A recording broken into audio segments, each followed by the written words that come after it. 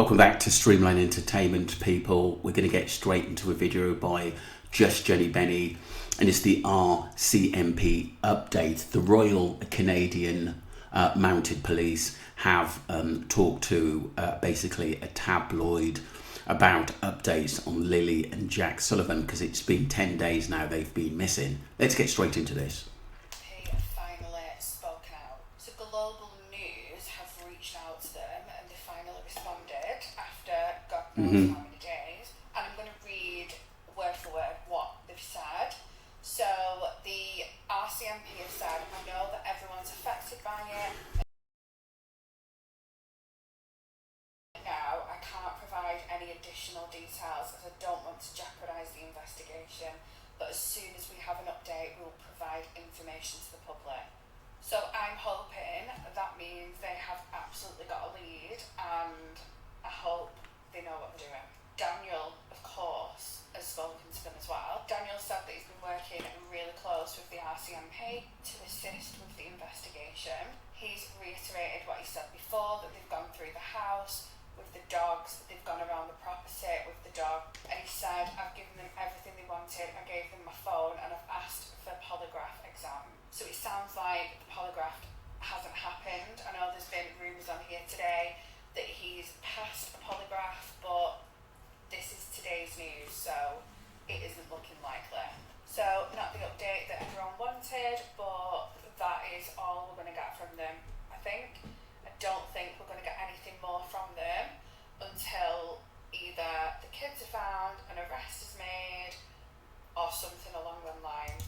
The RCMP. The thing is, as long as those kids are still missing, I always think we're going to have a little bit of a problem, because, like I said, arrests can't be made unless there's sufficient evidence that foul play, has been in motion into this case. Even though we know there's a lot of red flags and a lot of things that the police you would expect to be looking into.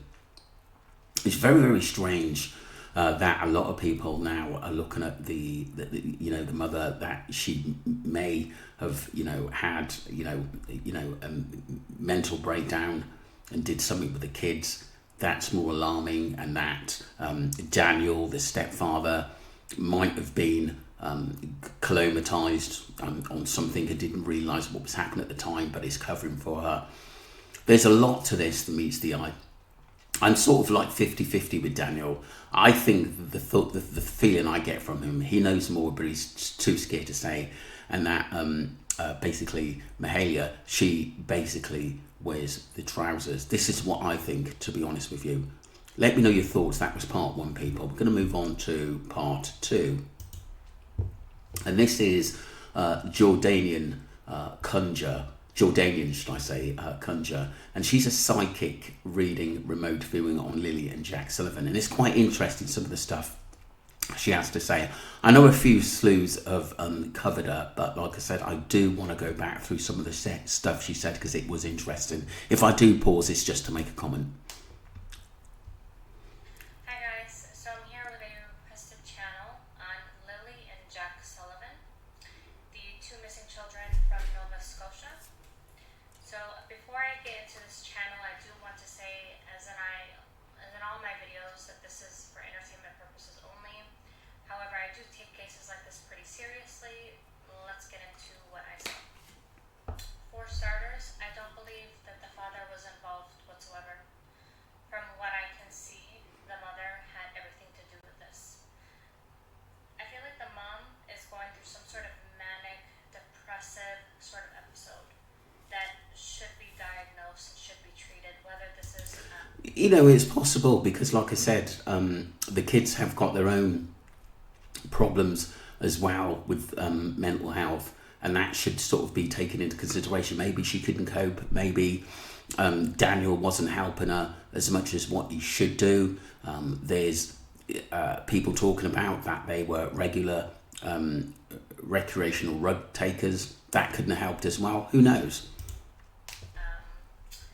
Postpartum, whether this is depression, there's a little bit of anger towards the husband as well, so that could all be tied into it. I see that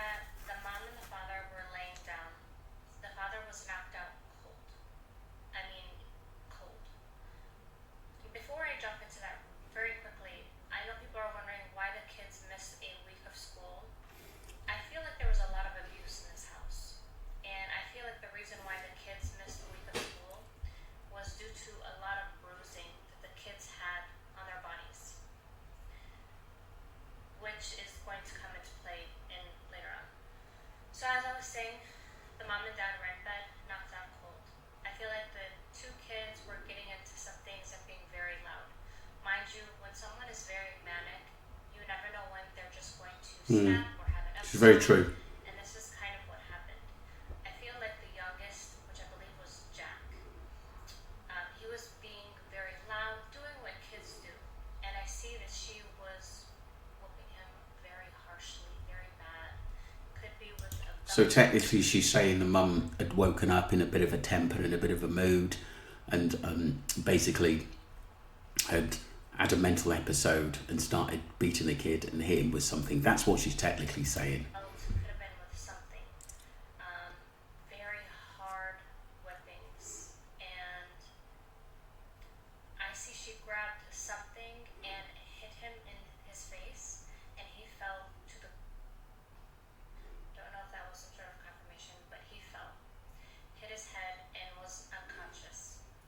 The older daughter saw this and was crying hysterically, and I also see that she may have urinated on herself during this.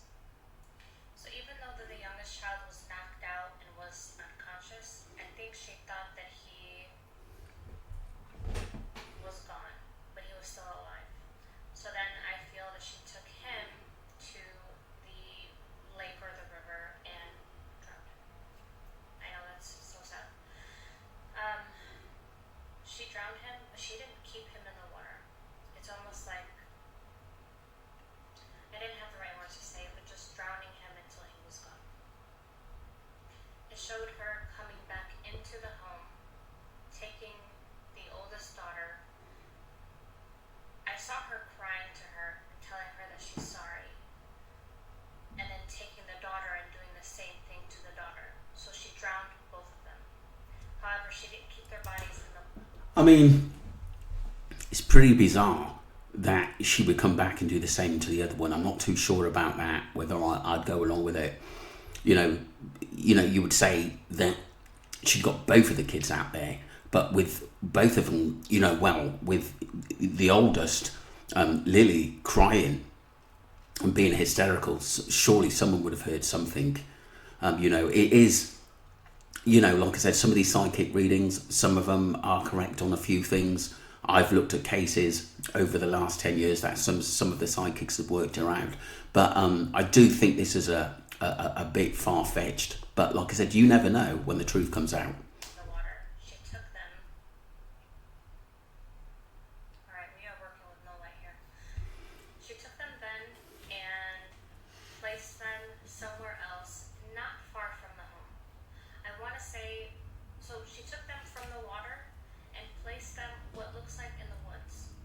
Because what I can see when I remote viewed, it's so sad, it breaks my heart, is I see a little foot stuck out in what looks like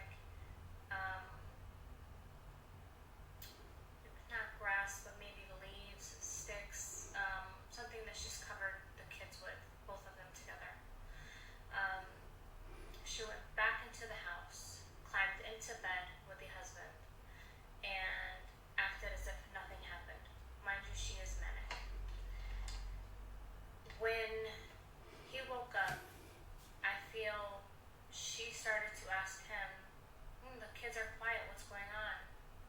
She had to put on this act because you know what she just did. From what I can see, she acted paranoid. She ran outside and did a big scream. She, screamed one of their names.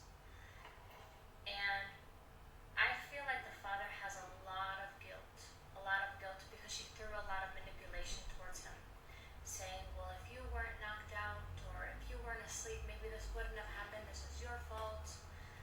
He's taking a lot of blame because she's made him feel like this is his fault. Why has she disappeared? Truly what I feel is because she doesn't want to be questioned. She doesn't want to be involved as much as he is because she has a lot more to hide. I could agree with that she possibly knows a little bit more than what he does, because he's been in the front line and generally talking to the media. He's not hiding anywhere. But like I said, I do get a feeling that he knows a little bit more than what he's letting on. But I do think the mother, Mahalia, knows more, or Malia knows more, should I say. Knows she doesn't have that great of a story. The father's